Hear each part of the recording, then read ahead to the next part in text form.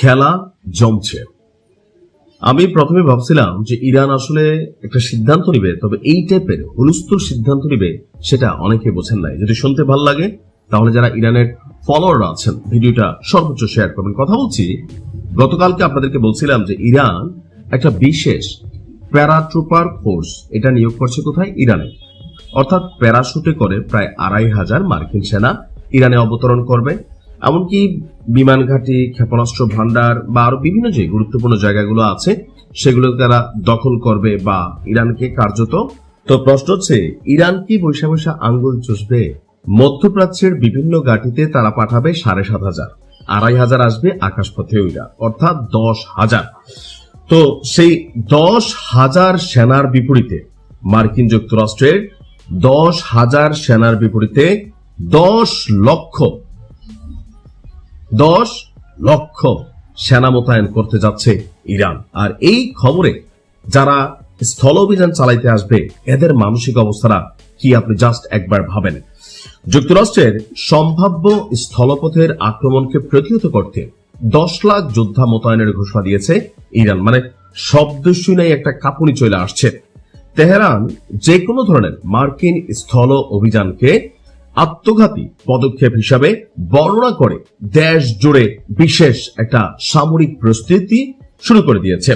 বিশেষ করে তো মার্কিন যুক্তরাষ্ট্র আসলে কোথায় নামতে পারে এটা একটা বিষয় সকলের কাছে মনে হয় না। খার্গ দ্বীপ, আপনি দেখবেন যে একটা ট্রলিং ভিডিও বানানো হয়েছে খার্গ দ্বীপকে নিয়ে। অর্থাৎ মার্কিনীরা তেহরানে নামবে না, ওরা যদি নামে সেটা নামবে খার্গ দ্বীপ। যে খার্গ দ্বীপ কৌশলগত, সামরিক, বেসামরিক, অর্থনীতিগত অর্থাৎ ইরানের মেরুদণ্ড হিসাবে যদি কয়েকটা জায়গাকে চিহ্নিত করা হয় এর মধ্যে নাম্বার 2 তেহরানের পর সবচেয়ে গুরুত্বপূর্ণ জায়গা হচ্ছে খার্গ দ্বীপ। কৌশলগতভাবে অত্যন্ত গুরুত্বপূর্ণ এই খার্গ দ্বীপকে রক্ষায় সর্বোচ্চ গুরুত্ব দিচ্ছে ইরান, যেখান থেকে ইরানের মোট তেল রপ্তানি প্রায় 90% পরিচালিত হয়। তার মানে বুঝতেই পারছেন যেটা তেলে ভাসা একটা শহর।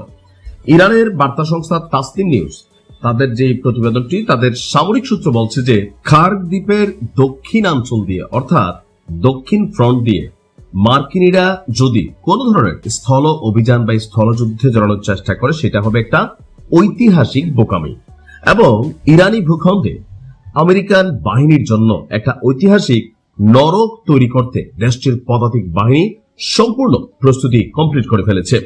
ইতিমধ্যে 10 লক্ষ সেনার একটি বিশাল বাহিনীকে স্থলযুদ্ধের জন্য সুসজ্জিত করার পাশাপাশি গেল কয়েকদিনে ইরানি তরুণদের মধ্যে, অর্থাৎ যারা এতদিন সামরিক বাহিনীতে ছিল না বা যুদ্ধে জড়াইতে পছন্দ করত না, তাদের মধ্যে একটা বড় অংশ আপনার যুদ্ধে অংশ নেওয়ার আগ্রহ প্রকাশ করছে।